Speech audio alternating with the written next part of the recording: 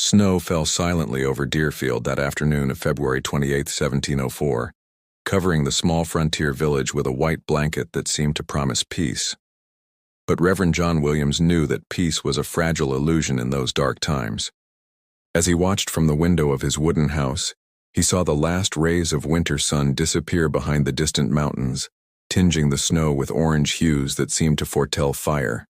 Deerfield was one of the northernmost villages in the province of Massachusetts Bay, a lonely sentinel on the frontier between English colonial civilization and the vast territory controlled by New France. Its wooden houses, about 40 in total, clustered within a palisade of logs that was supposed to offer protection against attacks. But Queen Anne's War had transformed that protection into a comforting illusion. Everyone knew that the French, allied with native tribes, attacked when least expected. "Father, are the sentries at their posts?" asked Samuel, John Williams's eldest son, a 16-year-old boy whose eyes already carried the gravity of one who had grown up too soon. "They are, my son," the Reverend replied, though his voice did not carry the conviction that the word suggested.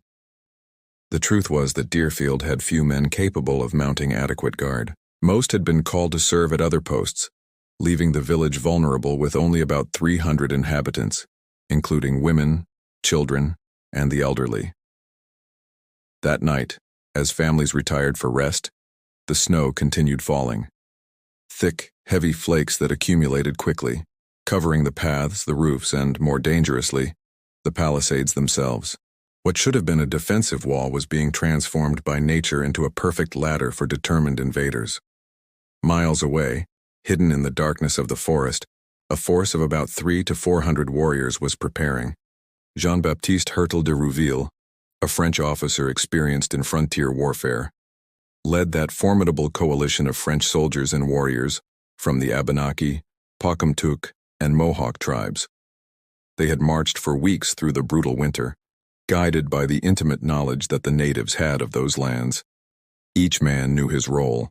Each warrior carried not only weapons but also the weight of ancient grievances and the determination to demonstrate power. De Rouville studied the village from a distance, observing the few lights still glowing in windows. He knew the layout of Deerfield, knew where Reverend Williams's house was located, a priority target due to his status in the community.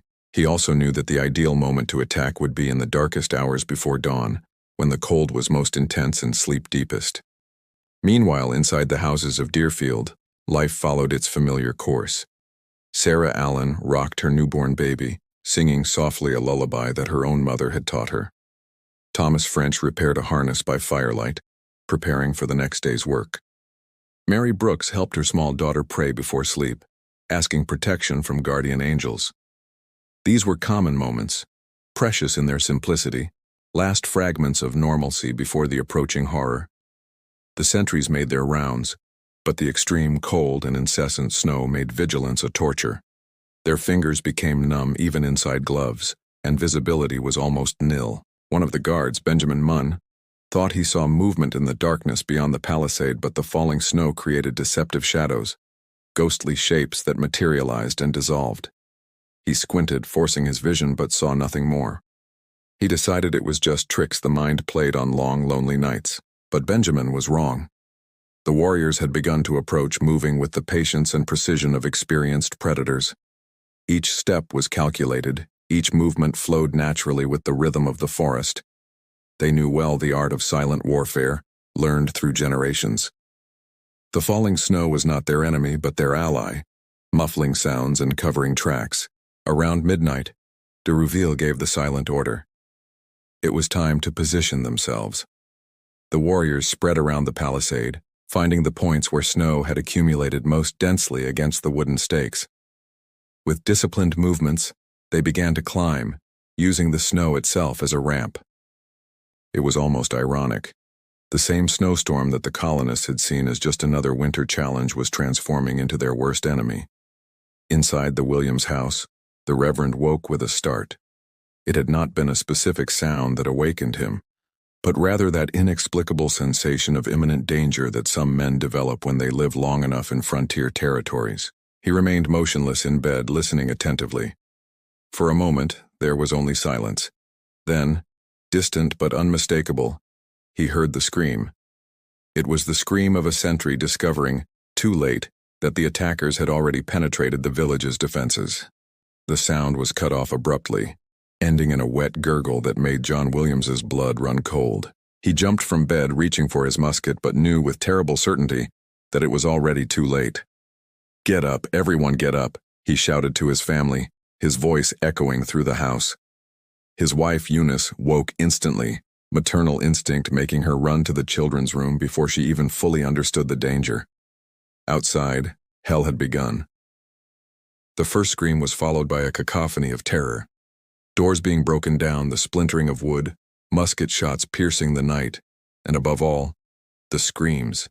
Screams of surprise, of pain, of absolute despair. Deerfield was being torn apart. The attackers moved with brutal efficiency through the snow-covered streets. Each house was a target, each door a barrier to be torn down. The Abenaki and Mohawk warriors, veterans of countless raids, knew exactly how to coordinate their attacks. While some broke down the main entrances, others surrounded the back exits, ensuring that no one escaped into the darkness. Thomas French's house was one of the first to fall. Thomas barely had time to grab his weapon before the door exploded inward. He fired once, the musket's flash briefly illuminating the painted faces of the warriors lunging at him. It was the last thing he saw. His wife Mary screamed, trying to protect their 3 small children with her own body. But the attackers were not there to kill indiscriminately. They had precise orders: eliminate resistance, capture survivors, and transform Deerfield into an example of Franco-native power. Benaiah Stebbins, one of the few experienced soldiers remaining in the village, managed to organize a desperate defense in his fortified house. Together with his brother John and 2 other neighbors, he fired through gaps in the walls, keeping the attackers at bay. "Ammunition!" he shouted, feverishly reloading his musket. But everyone knew it was a matter of time. They were 4 men against hundreds. In the Williams house, chaos was absolute. The Reverend pushed a heavy chest against the door while his wife Eunice gathered the children: Samuel, Esther, Stephen, Warham, and little Jerusha, only 6 years old. "To the cellar," John ordered. But before they could move, the back door gave way with a crash. 2 Pocumtuck warriors burst inside, axes raised. John spun and fired, hitting one of them in the chest. The man fell backward, but the second advanced. Samuel, moving on pure instinct, grabbed a poker from the fireplace and struck the invader with all his strength. The metal connected with the warrior's skull with a horrible sound, and the man staggered, dazed. But others were already entering. John Williams understood in that moment that the battle was lost. "Surrender," he shouted to his family. "In God's name, surrender!" It was an impossible choice, but the only one that gave them any chance of survival. To resist meant certain death. Outside, the first flames began to lick at the wooden structures. The attackers had begun systematically setting fire to the houses, using torches soaked in pitch. The fire spread voraciously, fed by dry wood and the cold night wind. Within minutes, 6 buildings were ablaze, and the night sky began to glow with a sinister orange-red hue. Sarah Allen, the young mother who hours before had been rocking her baby, ran from her burning house with the child pressed against her chest. The snow around was stained red, and bodies lay motionless in the streets. She stumbled, fell, got up again, driven only by the instinct to protect her child. An Abenaki warrior caught up to her, grabbing her arm. Sarah struggled, screaming, but then she saw in his eyes something that was not just cruelty. It was calculation. He was not going to kill her. He wanted prisoners. The distinction between life and death that night was often arbitrary and brutal. The elderly and wounded who could not survive the long march to Canada were killed on the spot. Babies who cried too much, risking alerting possible pursuers, were permanently silenced. It was cold military logic, but effective. De Rouville needed valuable captives who could be exchanged for ransom or absorbed into native communities, not burdens that would compromise the retreat. Benaiah Stebbins and his companions continued fighting. His house had become an improvised fortress, and each invasion attempt was repelled with precise shots. but ammunition was running out. "We have maybe 6 more shots," said John Stebbins, his voice calm despite the desperation of the situation. "After that, they'll have to take us with axes and knives." De Rouville watched that particular resistance with a mixture of frustration and respect. He admired courage even in enemies, but had no time for prolonged sieges. He gave orders for torches to be thrown onto the roof of the house. If they could not take it by assault, they would burn the defenders out. Reverend Williams and his family had been gathered in the village center along with other captives. About 100 people, men, women, and children, huddled there, trembling with cold and terror. Some bled from wounds. Others wept silently.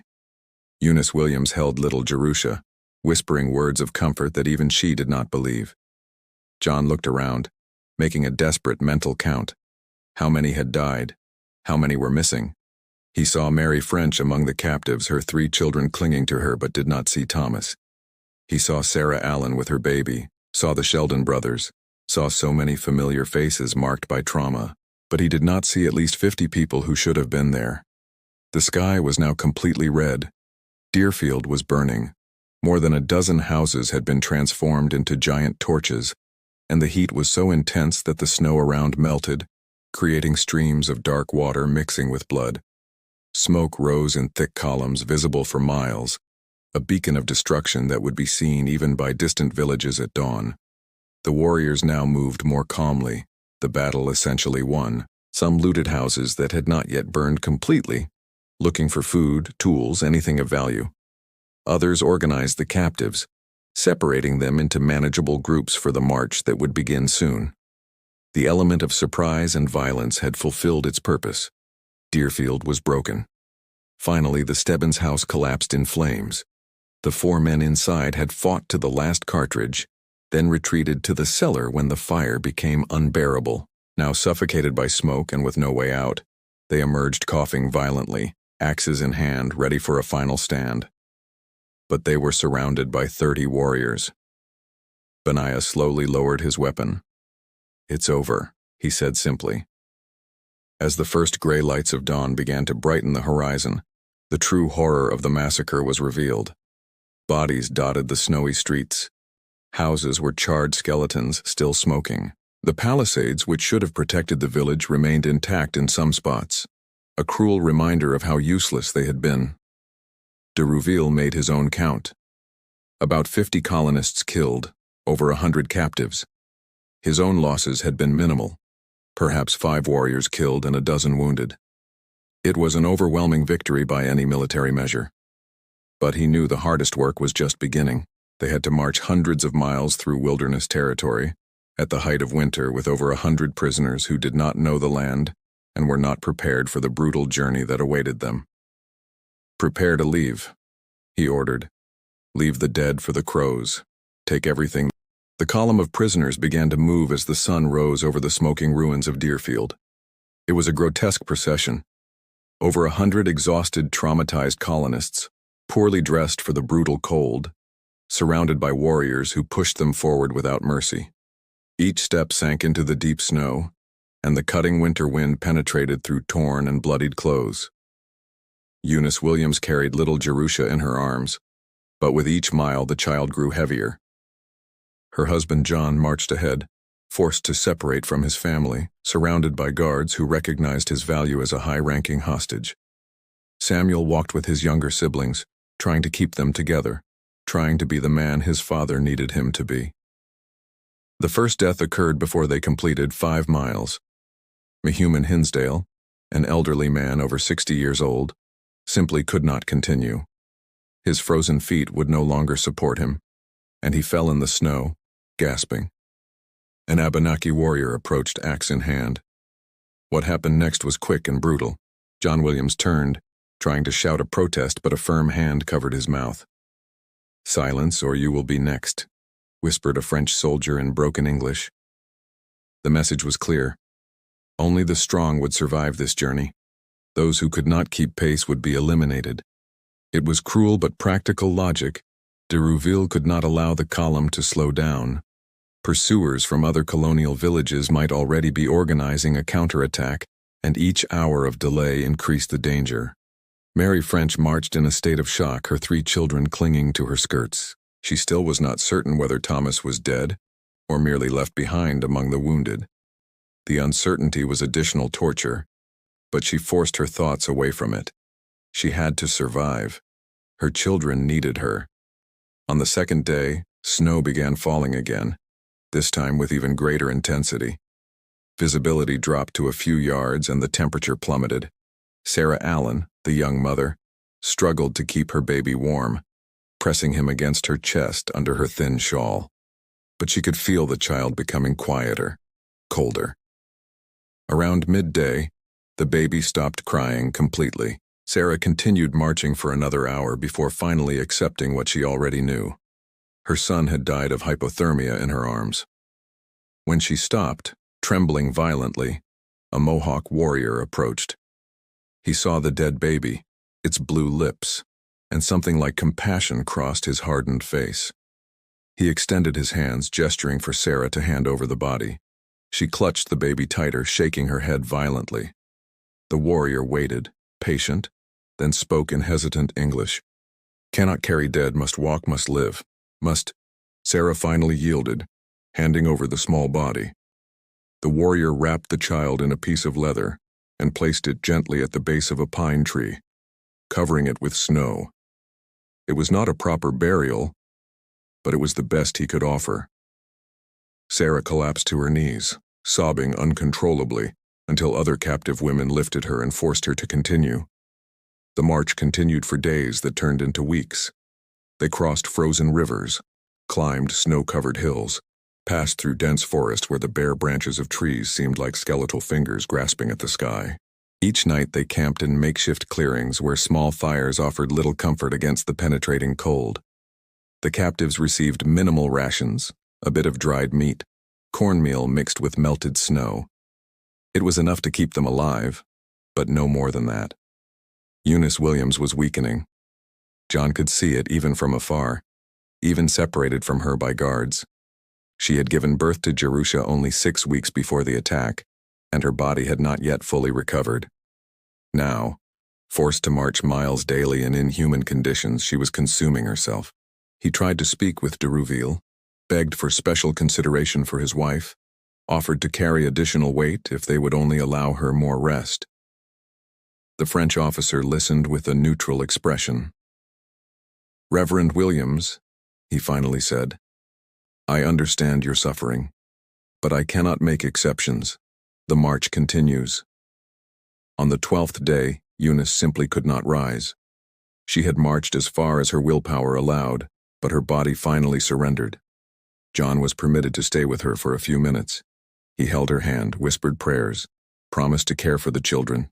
Eunice looked into his eyes, infinite sadness in her gaze. "Love them," she whispered. "Never let them forget me." Then the guards pulled John away. He fought, screamed, but it was useless. The last sound he heard from his wife was a single sharp cry, then silence. Samuel had to hold his father, preventing him from running back. "Father, she's gone," the boy whispered, tears freezing on his face. "We cannot save her, but we can save Jerusha, Esther, Stephen, and Warham. They need you." The procession finally reached territory controlled by New France after 3 weeks of hellish marching. Of the 112 captives who had departed from Deerfield, only 89 arrived alive. More than 20 had died along the way, from cold, exhaustion, injuries, or simply from being unable to keep up with the brutal pace. The survivors were distributed among various communities. Some went to Montreal, where French authorities kept them in civilized custody, recognizing their potential value in future negotiations. Others were handed over to allied tribes to be absorbed into native societies, adopted as substitutes for fallen warriors or lost family members. John Williams and some of his children were kept together in Montreal, where he was treated with relative decency due to his position as a religious leader. French authorities hoped to exchange him for French officers captured by the English, but other captives faced varied fates. Some, particularly the younger children, were adopted by native families and gradually assimilated. They learned new languages, new customs, new names, Over time, some even forgot their former lives, transforming completely into members of their new communities. It was a form of survival, a necessary adaptation. Mary French and her children were separated. She went to an Abenaki village while her children were taken in different directions. The separation almost destroyed her, but she clung to the hope that one day they might be reunited. That hope, however tenuous, kept her alive. 2 years later, negotiations finally resulted in the ransom of some captives. John Williams was exchanged and returned to Massachusetts, where he immediately began working to rescue the others. He wrote extensively about his experience, publishing an account that became one of the most important documents on colonial frontier warfare. His book, The Redeemed Captive Returning to Zion, told the story of Deerfield with vivid and painful detail. Eventually, about 60 of the 89 survivors were ransomed and returned to the English colonies, but nearly 30 remained in Canada. Some had been forced to stay, converted to Catholicism by Jesuit priests, and forbidden to return. Others, surprisingly, chose to remain. They had built new lives, formed new families, and found a form of peace in their transformed circumstances. John Williams' own daughter, Eunice, named after the mother she lost on the march, was one of those who stayed. Adopted by the Mohawk tribe, she married a native warrior and refused all rescue attempts. When she finally reunited with her father years later, she barely remembered English and had no interest in returning to colonial life. It was a wound that never fully healed for John Williams, to save so many, but lose his own daughter to the world that had destroyed his family. Deerfield was slowly rebuilt in the following years. New houses arose where the old ones had burned.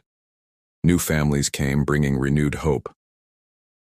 But the village never forgot that night on February 29, 1704, when the sky turned red and innocence was consumed by fire. The survivors carried scars for the rest of their lives, some visible, others buried deep where no one could see. They told their stories to children and grandchildren, ensuring that the memory of that terrible night would never be lost. They spoke of courage in the face of horror, of endurance when all seemed lost, of the brutal price of war on a frontier where empires collided and ordinary people paid the cost. The Deerfield Massacre remained engraved in the colonial consciousness as a dark reminder of the vulnerability of frontier communities and the brutality of conflicts between European colonial powers and native nations. It was an event that shaped policies, influenced attitudes, and left an indelible mark on the history of colonial America. And on winter nights when snow falls heavily over New England, some say it is still possible to see in the flames of an ordinary fireplace reflections of that red sky that witnessed the transformation of Deerfield from a peaceful village into an eternal symbol of lost survival and the tragic complexity of human history.